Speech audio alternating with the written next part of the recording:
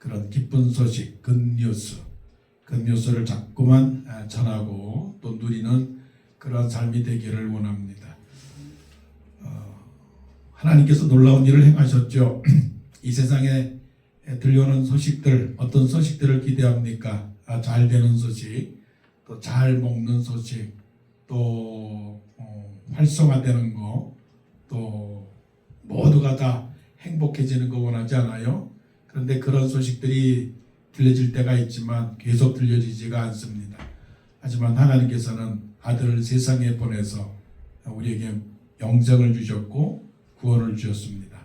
이것은 정말로 놀라운 일입니다.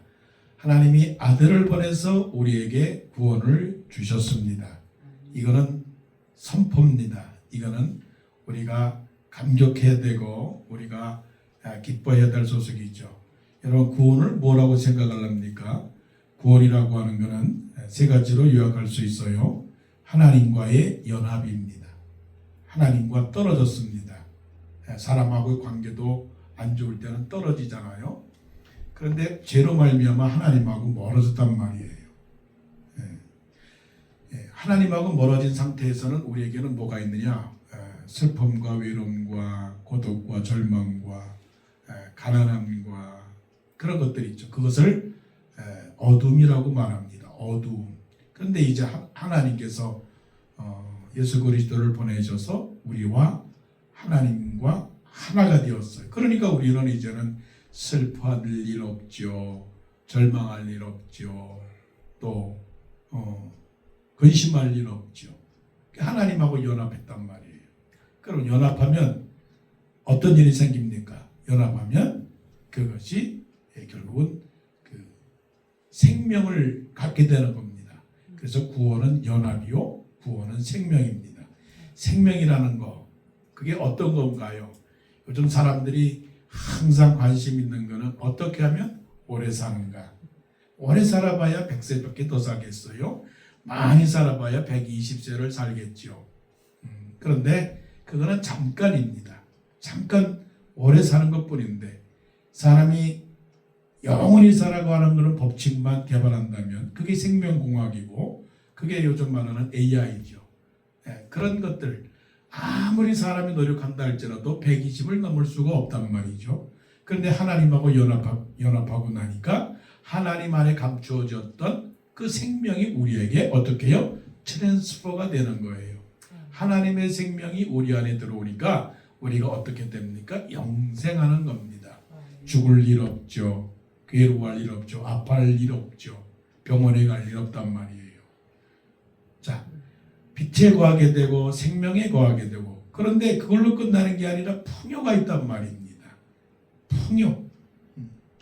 넘치도록 풍요로운 거죠. 미국이 왜 잘 사는 나라냐? 넘칩니다. 풍요가 넘친단 말이에요. 천국에 가면 풍요로운 세상이에요. 넘치는 세상. 뭐가 넘칩니까? 행복이 넘치고 기쁨이 넘치고 감사가 넘치고 안 먹어도 배부르고 배불러도 먹어도 괜찮고, 그러니까 최대의 만족, 최대의 기쁨이 있는 곳, 그것이 천국이죠. 그래서 하나님께서 예수 그리스도를 이 땅에 보내주셔서 구원을 이루셨다는 것은 세 가지입니다. 하나님과의 연합이 되었고, 또 하나님 안에 생명을 얻게 되었고, 그리고 풍요를 누리게 되었다. 그러한 구원을 미래적인 저 천국에서만 누리는 것이 아니라 이 세상에서도 누리게 되니 구원이 좋은 겁니까? 안 좋은 겁니까? 구원이 좋은 겁니다. 좋습니다. 구원. 최고입니다. 구원. 그야말로 짱입니다. 구원. 그래서 예수님을 찬양하게 되는 거고, 예수님이 우리의 히로가 되는 것이고, 예수님이 우리의 왕이 되는 거고, 세상의 왕, 뭐 위대한 왕, 다 그게 다 아무것도 아니에요. 예수님이 다 해결해 주신단 말이에요. 수고하고 무거운 짐진 자들아 다 내게로 오라, 내가 너희를 쉬게 하리라. 이런 왕이 어디 있어요? 이런 평강의 왕이 어디 있어요? 이런 영존하신 아버지가 어디 있느냐고요. 그 예수 그리스도를 이 땅에 보내셨는데, 오늘 누가복음 2장에는 예수 그리스도가 어떻게 이 세상에 태어났는가를 의사 누가가 지금 역사적 사실로 기록을 하고 있습니다. 마태복음에서는 같은 예수 그리스도의 탄생을 기록하는데 마태복음에서는 동방의 박사들을 등장을 시키면서 요셉과 마리아가 예수님을 출생했다라고 하는 말씀으로 이제 기록이 되었고, 누가복음에서는 순전히 요셉과 마리아에 초점을 두고 있어요. 마태복음은 이스라엘 그 왕 대신 예수 그리스도를 묘사하려고 했고, 누가복음에서는 실질적으로 사람으로 이 세상에 오신 예수 그리스도, 한 가정에서, 사람 사는 사회에서, 사람 사는 세상에서 예수 그리스도가 어떻게 태어났는가를 보여주고 있는 거죠. 자, 그러면 이 말씀 속에서 예수 그리스도가 어떻게 태어났는가, 우리는 예수 믿는 것이 대단히 놀라운 것으로 생각한단 말이에요. 세상에 예수 믿는 것이 가장 뭔가 엄청난 것으로 생각하는데요. 여러분, 이 예수 그리스도의 탄생은요, 어떻게 이루어졌느냐면 하늘에서 그냥 뚝 떨어진 것이 아니고 시간 속에서 예수님이 오셨다라고 하는 거예요. 시간 속에서, 역사 속에서 예수님이 오셨다. 그러면 이것은 우리의 믿는 생활 속에서, 믿음 생활 속에서 하나님께서 우리에게 주신 은혜를 체험하고 축복을 누리는 것은 어느 날 갑자기 하루아침에 금덩어리가 떨어지게 되고, 어느 날 갑자기 아무것도 아닌 사람이 대통령이 되고, 그런 것이 아니고 시간과 역사 속에서 하나님은 구원자를 이 땅에 보내셨다라고 하는 것을 말씀하고 있다고요. 자, 누가는 뭐라고 말씀하셨어요? 그때에 가이사 아구스도가 영을 내려 천하로 다 호족하라 하였으니. 아니, 예수 그리스도의 탄생과 아구스도, 가이사 아구스도가 호족 등록하라고 명령 내린 거하고는 무슨 관계가 있는 거냐고요. 그런데 누가는 이러한 역사적으로, 행정적으로, 그 다음에 또한 임금의 명령으로 그런 지시대로 되는 그런 모든 역사의 과정 속에 예수 그리스도의 탄생이 포함됐다라고 하는 것을 보여주고 있는 거예요. 우리는 믿음 생활하면서 무엇을 생각하느냐면은 이렇게 생각을 해요. 하나님 아버지, 나 부장시켜 주세요. 하나님 아버지, 나 과장시켜 주세요. 하나님, 나 회장 되게 해주세요 라고 기도합니다. 대학 졸업하고 나서 믿습니다 하고, 그러면 바로 졸업한 대학생이 그냥 시간과 그런 연륜이 쌓이지 않고 바로 부장이 됩니까? 바로 과장이 됩니까? 바로 전무 상무가 됩니까? 될 수가 없단 말이에요. 그러니까 믿는 사람들은 이 시간과 역사 속에서 동행해야 하는 것을 우리에게 가르쳐 주는 거죠. 동행할 뿐만이 아니고 나라의 정치, 그리고 사회, 문화, 이거하고 분리된 게 아니고 같이 가야 되는 거예요. 하나님의 나라가 어떻게 이 세상에 오게 될까요? 어떤 사람은 생각합니다. 이 세상은 아무것도 아니야. 이 세상은 썩어질 세상이야. 이 세상은 망할 세상이야. 하나님의 영이 없어. 다 세속적인 거야. 다 육신의 것이야. 그러니까 육신의 것은 버려야 돼. 그러면 우리가 어떻게 할까? 이 세상하고는 때가 묻지 않아야 되니까 저 산 속으로 가자. 저 산 속에 믿는 사람들끼리 모이자. 믿는 사람들이 모여서 아름다운 낙원을 이루자. 흠도 없고 점도 없고 티도 없지, 세상의 모든 것을 저버린 사람들끼리 모여서 하나님의 나라를 이루자. 그럴 수 있는 그런 생각을 가진 사람들이 있다고요. 그거는 천만에 틀린 겁니다. 예수님이 이 세상에 오셔가지고 하나님의 나라를 전파할 때 산속에만 있었습니까? 아니면 길거리, 사람 사는데, 예루살렘, 또 유다, 갈릴리 이런 데 찾아다니면서 사람들하고 만났나요? 그 사람들하고 같이 만났다고요. 베드로가 착각을 했지요. 베드로가 착각을 해가지고선 내 칼 하나를 가지고서는 칼 하나 가지고 이 세상을 뒤집을 것이다 생각을 했는데, 예수님 예수님이 말씀하셨어요. 야야야, 내가 뭐 힘이 없어가지고 내가 가만히 있는 줄 알아? 내가 저 하늘에 있는 군대 12군대 그 12사단이나 되는 그 군대를 갖다가 내 명령 하나로 그냥 호령을 하게 되면 그들이 다 와가지고 이 세상을 정복할 수 있는 능력이 다 있어.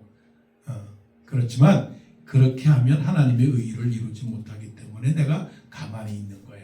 검을 쓰는 자는 검으로 망하는 거야. 그래서 예수님이 그 로마 군병들에 의해서 순순히 묶여가지고서는 잡혀가서 빌라도의 재판을 받을 수밖에 없는 그런 과정을 겪었다고요. 왜냐하면 하나님께서 정해진 그런 역사와 과정이 있었기 때문에 그렇죠. 자, 요셉과 마리아 입장에서 볼 때 어떤 생각을 하기 쉬우냐면 우리의 가정에서 예수님이 태어난다고 그랬어. 우리의 아들이 태어난다고 그랬어. 그러니까 아들이 태어나게 되면 이 세상을 휘어잡을 위대한 왕이라고 그랬어. 모든 백성들을 정말로 잘 살게 하는 왕이 태어난다고 그랬어. 자, 그러면 우쭐해가지고 천하의 가이사 아구스도가 명을 내려서 호접을 하라고 명령을 내렸단 말이야. 그러면 무슨 생각을 했을까? 아이고, 웃기는 소리 하지 말래. 그런 거는 안 들어도 되는 거야. 우리 아들이 태어나게 되면 이 세상을 다 휘어잡을 수가 있단 말이야. 법도 지키지 않아도 되고 순종하지 않아도 되고 마음대로 살아도 되고 쉽게 말하면 학교도 안 가도 되고 직장도 안 가도 되고 법도 안 따라야 되고 마음대로 살면 하나님이 다 해결해 주실 거야. 그렇게 생각할 수 있지요. 우리 믿음 생활도 그런 오류로 빠지게 될 수 있다고요. 근데 그렇지 않아요. 하나님은 시간 속에서 하나님의 구원을 이루신다는 겁니다. 잘 알지 않습니까? 요셉이 애굽 아래 보디발의 집에서 총무로 일하다가 보디발의 아내로 인해서 누명을 쓰고 감옥에 갇혔어요. 얼마나 억울했을까요? 예? 요즘 같았으면 그야말로 그냥 별의별 조건을 다 내세워서 재판을 했을 거예요. 그런데 요셉은 3년간이나 옥속에 갇혀 있었단 말이에요. 3년이나. 그뿐만인가요? 모세는 미디안 광야에서 40년을. 사도 바울은 바로 예수를 믿고 복음을 전하려고 나가서 예수 그리스도는 우리의 구원자입니다라고 그렇게 전하다가 다른 사람들이 저 사람이 누구야? 저 사람이 우리를 핍박한 사람인데 저도 가짜거든, 거짓말이거든. 그래가지고서는 사람들이 사도 바울을 때리려고 하니까 사도 바울이 도망을 갔거든요. 광주리를 타고 도망을 가서 아라비아 광야에서 3년이나 기다렸다고요. 이런 것들. 아니, 하나님은 지금 급하신데 빨리 모세를 통해서 모세를 세워서 이스라엘을 구원을 해야 되고 또 사도 바울을 그 능력 있는 사람을 빨리 세워서 이방인에게 복음을 증거해야 되고 그런데 왜 하나님은 기다립니까? 왜 이스라엘을 바빌론에 70년 동안 머물게 해가지고 빨리 해방시켜서 예루살렘을 다시 성전을 세우고 성을 세워서 회복된 그 황폐된 이스라엘을 회복시켜야 되지 않겠느냐.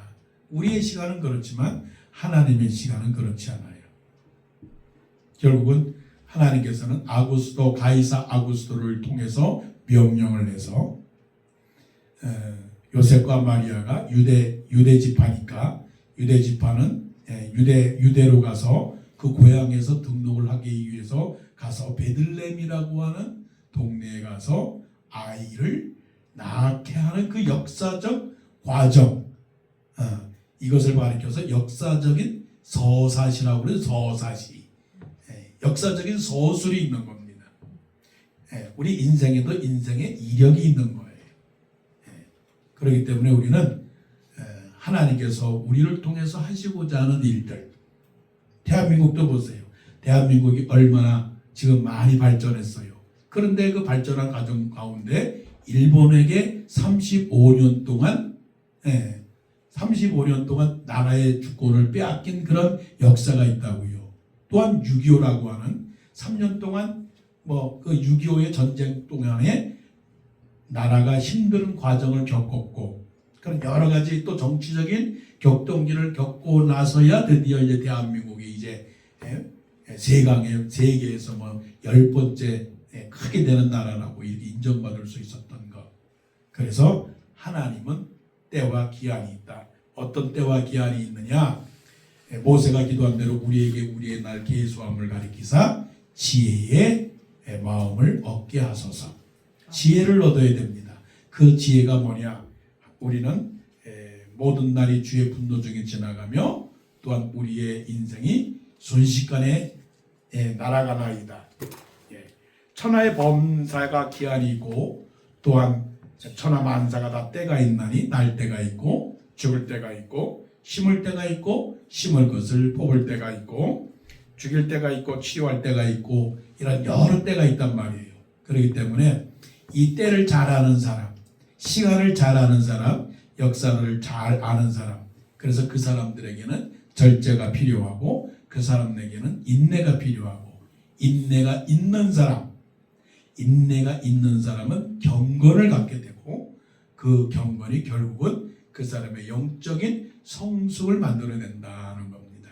그러므로 우리는 나라와 민족과 세계와 정치와 문화 속에서 하나님께서 역사 속에서 어떻게 하나님의 교회와 믿는 자들이 구원을 어떻게 받는 건가를 한번 보면서 우리가 이 시대를 살아가면서 하나님께서 예수 그리스도를 가이사 아구스도 시대에 태어나게 하신 것처럼 그래서 인류를 구원하기 위해 왕으로 오게 하신 것처럼 우리도 또한 트럼프 시대에 또한 이 모든 시대 속에서 내가 현재 존재하고 있는 이 존재라고 하는 그 자체가 결코 무의미한 게 아니라 하나님의 비밀한 뜻이 이 속에 담겨 있다는 것을 생각하면서 내가 아직 살아있다면 분명히 그 속에서 하나님이 예수 그리스도보다는 못하지만 예수 그리스도보다 억만분의 작은 일이라도 분명히 나를 통해서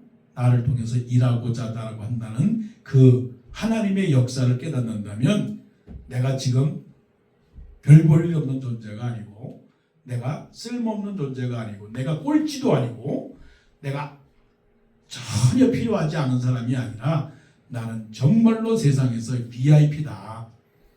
정말로 very important person이다라고 하는 그 존재감과 자부심을 가지고 하나님의 역사를 이루는 그 역사가 어떤 역사입니까? 단지 먹고 마시고 입는 그런 역사가 아니라 하나님의 나라 천국을 이루고 구원을 이루는 역사라고 하는 사실, 이 사실을 깨닫고 오늘 말씀 속에서 예수 그리스도의 탄생이 바로 나의 인생과 연결시키는 접촉점을 찾아야 된다라고 하는 거죠. 자, 그 다음에 말씀을 보게 되면 어떤 말씀입니까? 사람이다라고 하는 거예요. 사람. 어떤 사람. 하나님은 일을 하시는데 예수 그리스도를 이 세상에 보내시는데 우리의 생각대로 하늘에서 마치 뭐 나무꾼과 선녀처럼 선녀가 하늘에서 뚝 떨어지거나 그런 것이 아니다라고 하는 사실이죠. 하나님이 이 뜻을 갖고 있었으면 그냥 아무도 모르는 곳에 예수 그리스도를 이 땅에서 강림하게 해서 내가 선지자다, 내가 왕이다, 그렇게 할 것인데 왜 하나님은 요셉과 마리아라고 하는 그 가정에 육신으로 태어나게 하셨을까라고 하는 그런 의문을 갖게 되죠. 여러분 의문을 갖고 있지 않아요? 아니 하나님의 능력이신데 왜 구태여 요셉과 마리아라고 하는 가정에서 마리아의 몸에서 성령으로 잉태되어서 예수 그리스도가 태어나게 하셨을까? 그것도 왕이라고 하면 정말로 뭐 헤롯 가정에 헤롯 가문에서 혹시 예수 그리스도가 태어나면 좋겠는데 그것도 별 볼 일 없는 아주 약한 요셉 그리고 마리아 정말로 인정받지 못하는 그런 가난한 사람들 약한 사람들 가정에서 태어나게 하셨을까라고 하는 거. 이거는 하나님은 못하실 것도 없고 하나님은 능치 못한 것도 없고 하나님은 사람을 차별하지도 않고 하나님은 어느 누구를 통해서라도 역사하신다라고 하는 거죠. 그러면 왜 요셉과 마리아의 몸에서 예수 그리스도가 태어나게 하셨을까? 그거는 하나님께서 사람 가운데서 사람이 되셔서 사람들을 통해서 사람을 이끄시고자 하는 설득의 작업이었다라고 하는 거죠. 설득의 작업. 하나님은 나 같은 의로운 사람을 왜 이곳에 보내셨을까라고 하는 고민이 생기지 않아요, 여러분들? 교회 생활하면서 그런 생각을 할 때가 많아요. 아니, 나는 기도 많이 하고 나는 성경책도 많이 읽고 나는 참 하나님을 잘 믿고 봉사도 많이 하고 헌금도 많이 하는데 아니, 저 집사님은 왜 저 모양이야? 도대체 코드가 안 맞아. 저 사람하고는 신앙생활 할 수가 없어. 그래서 어떻게 합니까? 그 사람을 피하죠. 피한다고요. 그러면 누가가 요셉과 마리아의 가정에서 예수님이 탄생했다라고 하는 이 사실을 구태여 기록을 왜 했을까요? 요셉과 마리아 무시해도 되지 않습니까? 오히려 가이사 아구스토는 대단한 사람이니까 그래도 로마의 황제니까 인정할 만하죠. 그냥 그 사람은 써줍시다. 하지만 요셉과 마리아는 별 볼 일 없으니까 별로 관심 가질 만한 사람도 아니고 우리가 그렇게 접근한다고 해서 그렇게 우리에게 유익이 되는 사람은 아닌데 왜 요셉과 마리아일까? 아주 중요한 포인트가 있습니다. 우리가 사람이 되어서 사람들과 함께 사람을 위하여 예수 그리스도를 복음을 증거하고자 하는 그 이유는 우리를 통해서 사람을 구원하려고 하는 설득의 작업이다라는 겁니다. 설교가 뭘까요? 설득이에요. 친교가 뭘까요? 설득이에요. 영어로 말하면 persuasion이에요. persuasion. 전도가 뭘까요? 설득입니다. 선교가 뭘까요? 설득이에요. 근데 우리는 설득이라고 하는 걸 잘 모르죠. 그냥 뭡니까? 서플라이만 하면 된다. 그냥 전해주면 된다. 그러면 된다라고 생각을 하는 거죠. 근데 하나님은 요셉과 마리아라고 하는 사람을 통해서 사람이지만 하나님이신 예수님을 거기에 태어나게 하셨다라고 하는 건 뭐냐면 사람이지만 죽을 사람이지만 하나님을 믿음으로 죽지 않는 영생을 내 몸에서 내 말에서 내 삶에서 다른 사람에게 영생을 탄생시키라고 하는 그런 사명이 있다는 거죠. 굉장히 어려운 말일 수도 있지만 단순한 거예요. 여러분 죽지만 여러분 살아 있습니까? 나는 죽지만 예수님은 살아 있습니까? 요셉과 마리아는 죽지만 거기서 뭐가 나왔습니까? 하나님이 나왔단 말이에요. 그렇다면 그거는 굉장한 쓰임을 받는 거죠. 여러분 사람 가운데서 사람들이 모여 사는 가운데서 그곳은 죽은 사회, 희망이 없는 단체, 소망이 없는 나라라고 우리가 말할 수 있어요. 지금 이 세계 속에 희망이 있습니까? 희망을 찾아볼 수가 없어요. 그렇죠? 저마다 다 지금 보면 한 나라의 정세를 보세요. 경제를 보세요. 희망이 없단 말이에요. 그러면 희망이 없는 죽은 이 모든 세계를 살릴 수 있는 방법은 뭘까요? 예수님밖에 없어요. 예수님이 태어나야 돼요. 근데 그 예수님이 태어나게 하려면 누가 필요한 거냐? 내가 필요한 거예요.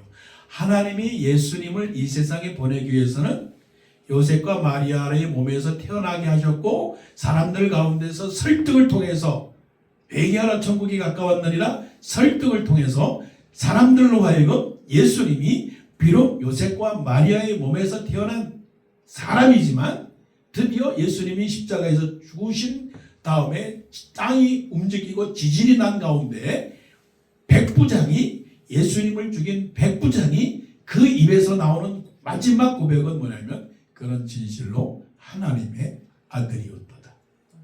죽었습니까? 살았습니까? 예수님은 죽으셨는데 백부장의 고백은 살아있는 하나님의 아들이었다. 그게 뭡니까? 영생이었다는 거죠. 그러니까 우리가 만나는 사람들, 그 사람들 다 쓸모없는 사람들이에요. 죽은 사람들이에요. 요셉과 마리아 같은 사람들일 수 있어요. 그런데 그 가운데서 누구를 탄생시켜야 되느냐? 예수님을 탄생시켜야 되는 거죠. 하나님은 우리를 사용하신답니다.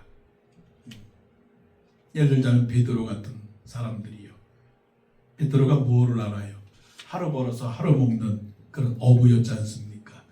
요즘 말하면 일당 얼마, 한 달에 수입 얼마.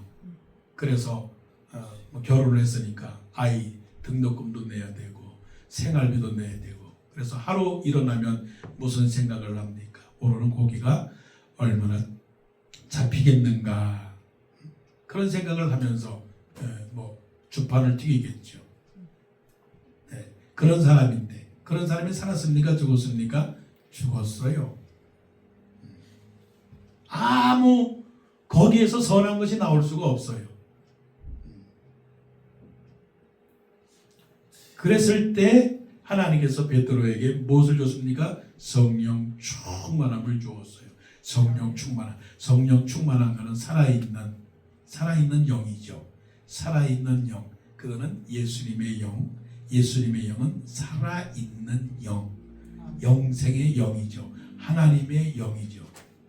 나는 죽지만, 나는 죽을 존재지만 하나님의 성령이 들어가게 되면 뭐가 나옵니까? 살아있는 영으로 하나님을 말하고, 살아있는 하나님이 나타나고, 예수님을 증거하고, 하나님의 말씀이 터져나오게 되면 그것이 어떻게 되느냐? 설득의 과정과 작업이 되는 겁니다. 여러분, 다른 사람을 설득하고 있나요? 베드로를 보고서 사람들의 학문 없는 범인, 별 볼 일 없는 못 배운 사람이라고 사람들이 생각을 했는데, 이 사람이 베드로가 나오는 말이 뭐냐면 하나님의 능력으로 살아있는 하나님의 말씀, 예수 그리스도의 복음, 하나님을 증거하고 하나님의 나라를 전파하고 마음을 채찍질하고 미안하고, 그래서 사람들이 말하기를, 그 말을 듣고 우리가 어찌할꼬. 그러니까 너희가 성령의 이름으로 회개하고 성령을 받으라라고 그렇게 베드로가 말한 겁니다. 바로 여기에서 우리는 요셉과 마리아를 통해서, 사람을 통해서 예수 그리스도를 탄생시켰다라고 하는 사실을 볼 때, 내가 요셉이다, 내가 마리아다, 나는 아무것도 없는 사람이지만 하나님의 영으로, 마리아가 성령으로 잉태됐듯이 내가 하나님의 영의 능력을 받아서 하나님의 영으로 살면 그 속에서 뭐가 나옵니까? 영생이 터져 나옵니다. 샘물처럼 영생이 나오게 됩니다. 그러면 사람들이 그 말을 듣고 신기하도다. 저에게서 무엇이 나오는고? 영생이구나. 그래서 사람들이 예수님의 말씀을 듣고 놀라서 저 사람이 하는 말은 실로 권능이 있도다라고 했던 것처럼 하나님은 우리를 통해서 권능이 나오기를 바랍니다. 그러기를 바라요. 그래서 예수 그리스도는 사람을 통해서 이 세상에 오셨다. 하나님의 나라는 거저 이루어지는 게 아닙니다. 나를 통해서 이루어진다라고 하는 사실을 깨닫고, 예수 그리스도의 탄생이 그냥 멀리 있는 예수 그리스도의 탄생으로만 생각하지 말고, 이제 나도 뭔가를 탄생시켜야 되겠다. 죽은 몸에서 살아있는 영을, 살아있는 나라를, 살아있는 사람을 탄생시켜야 되겠다라고 하는 이 엄청난 벅찬 감정이 우리 속에 있다라고 하는 거죠. 그 탄생이 이제 내가 주인공이 되는 겁니다. 내가 주인공이 됐다라고 하는 것은 죽은 영혼 살리면 탄생이죠. 쓰러져가는 집안 일으키면 그게 예수 그리스도의 성탄이죠. 아픈 사람 치료해주면 그것이 예수 그리스도의 성탄이죠. 무능력한 사람 열심히 하나님 앞에 매달려서 능력 있으면 그게 예수 그리스도의 성탄이죠. 그래서 요셉과 마리아가 다윗의 동네로 갔는데 5절 그 약혼한 마리아와 함께 호적하러 올라가니 마리아가 이미 잉태하였더라. 거기 있을 그때에 해산할 날이 차서 첫 아들을 낳아 강보로 싸서 구유에 뉘었으니 이는 여관에 있을 곳이 없음이러라. 드디어 마리아가 예수 그리스도를 탄생시켰습니다. 마리아가 예수님을 낳았습니다. 근데 어디에 낳았느냐? 말구유에 낳았다. 구유라고 하는 것은 메인저라고 그러죠. 메인저. 그러니까 말이 먹는 여물통. 한국말로 말하면 여물통. 쉽게 말하면 밥그릇. 말이 먹는 밥그릇. 요즘도 말이나 소를 키우는 데는 그 사료를 주는 통 있지 않습니까? 옛날에는 큰 나무를 잘라서 이렇게 파가지고 거기다가 이제 음식통을 소여물이나 말여물을 담았죠. 아니 예수님이 지금 어디에 태어났다고요? 집이 아니고 여관도 아니고 인키폴도 아니고 하우스도 아니고 어디요? 메인저.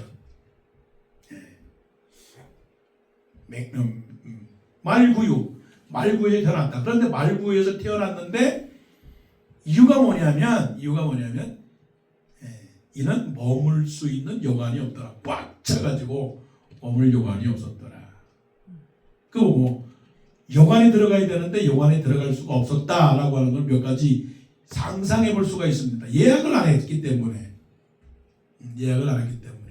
또 그렇게 찰 줄 몰랐기 때문에 그냥 갔을 수도 있고, 그 다음에 또 돈이 없어서 여관에 들어갈 돈이 없어서 그냥 못 들어간 경우도 있고, 또 아는 사람이 없어서 갈 수도 있었고, 또 방이 있는데 지저분해서 안 갈 수도 있겠지만 그런 경우는 없고. 자, 여기서 보게 되면 이는 여관에 있을 곳이 없음이라 그저 생각하는 것은 천하에 호적하러 유대로 몰려든 유대 지파 사람들이 많다 보니까 기회가 없었겠죠. 요즘같이 호텔이 많은 그런 곳이 아니고 그냥 없으니까 들어갈 곳이 없었다. 그래서 찾아보다 어디에 찾아갔느냐? 우리에 들어간 거죠. 뭐라고 그러나요? 마사라고 그래야 되나? 마사. 소가 있는 데는 우사라고 그러고 말이 있는 데니까 마사라고 합시다. 그러니까 말이 들어가는 그 지푸라기 깔려 있는 그 말집, 말집에 들어갔다는 거죠. 이게 지금 왕이 말집에 들어갔다라고 하는 자체가 이해가 됩니까? 안 됩니까? 이해가 안 돼요. 여기에 중요한 또 포인트가 있습니다. 왕은 어디서 살아야 됩니까? 어디에서 태어나야 됩니까? 왕은 궁전에서 태어나야 돼요. 그런데 왕이 태어난 곳이 말구유다. 이건 있을 수 없는 왕에 대한 모욕입니다. 왕에 대한 모욕, 왕의 수치, 왕의 부끄러움, 왕의 푸대접이에요. 푸대접. 왕을 이런 식으로 할 수가 없죠. 자, 그런데 이것도 하나님의 플랜이었단 말이에요. 왜 예수님이 왕 예루살렘 궁정에서 태어나야 되는데 왜 말구에 태어났는가? 요거는 역설적인 거예요. 역설적인 거. 왜 말구인가? 예수님은 왕으로 오셨지만 대접을 받기 위해서 이 세상에 오신 화려한 왕이 아니라 사람들처럼 비천해지고 낮아지고 겸손하고 사람들의 가장 밑바닥, 사람도 아닌 말처럼 동물처럼 비천하게 낮아지려고 했던 예수님의 그 모습을 보여주기 위해서 상징적인 거죠. 상징적. 그래서 예수님은 말 우리에 태어나셨고 말 구유에서 강보에 쌓여 있었던 것입니다. 이것은 가장 화려한 것과 가장 비천한 것의 만남이에요. 가장 화려한 것과 가장 비천한 것의 만남입니다. 자, 이제 쉽게 이해하려면 백화점을 쇼핑을 하는데 주머니에 돈이 많으면 백화점 쇼핑하는 것이 부끄러울까요? 부끄럽지 않을까요? 부끄럽지 않아요. 부끄럽지 않아. 근데 돈 오히려 자랑스러워요. 당당해요. 당당하다고요. 그런데 돈 한 푼 없이 백화점 간다 그러면 왠지 모르게 쫄려. 창피해. 괜히 내가 이 백화점의 분위기에 안 맞는 사람처럼 보여. 길 가다가 찐빵집이 있어. 중학교 다닐 때. 그 찐빵을 먹고 싶어서, 만두를 먹고 싶어서 꼴깍 하면서도 먹지 못해. 그러면서 지나가면서 생각을 해. 나는 왜 못 사 먹지? 왜 나는 저 찐빵을 못 먹을까? 저거 먹는 사람들은 참 좋겠다는 거죠. 하나님은 우리의 삶의 공간 속에서 우리를 사용하신다 하는 겁니다. 공간 속에서. 우리 사람들이 추구하는 목적은 뭐냐면 화려한 거를 좋아해요.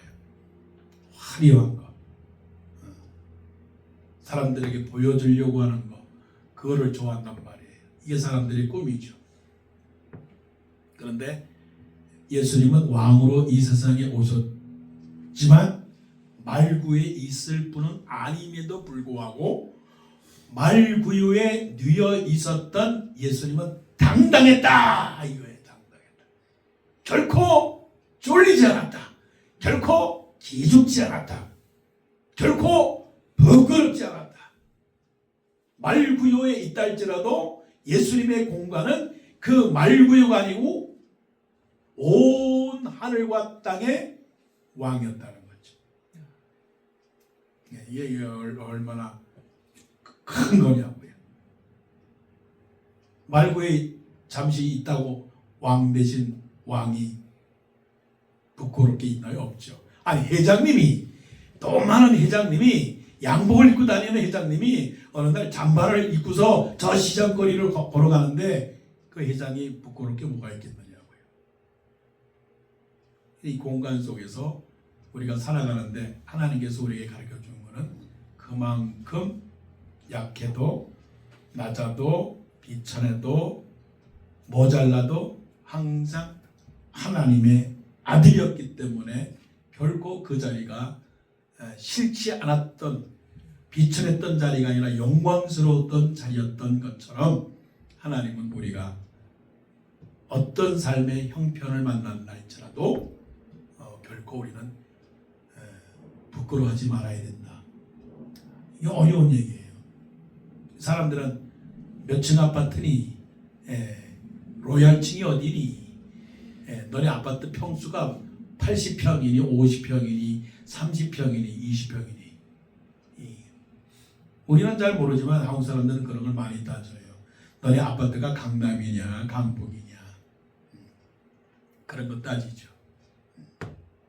그런 거 따지는 그 자체가 성탄을 모르는 겁니다.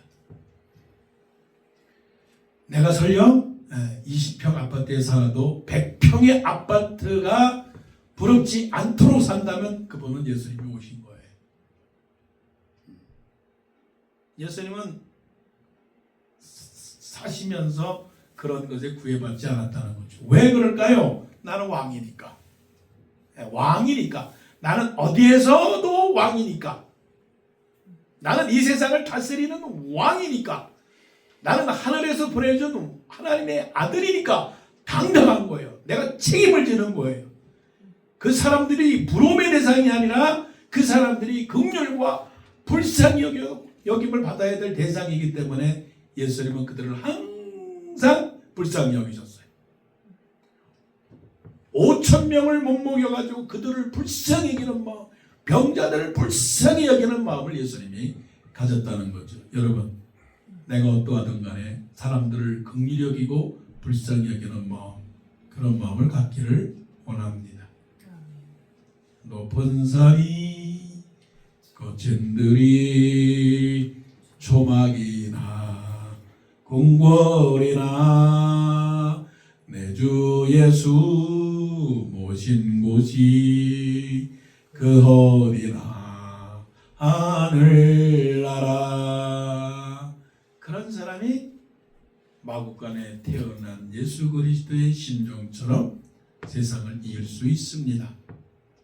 그런데 연약한 인간인지라 그러질 못해요. 그러질 못한다고요. 내가 꼴찌면 1등이 부럽고, 내가 초가집에 살면 기와집에 사는 사람이 부럽고 그럴 수 있어요. 그러나 오늘 말씀은 그럴지라도 예수 그리스도의 탄생을 굳게 믿고 살아라, 이겨나가면서 살아라고 하는 메시지입니다. 하나님은 예수 그리스도를 이 땅에 보내실 때 시간과 역사 속에서 사람들 가운데서 공간 가운데서 예수 그리스도를 보내주셨습니다.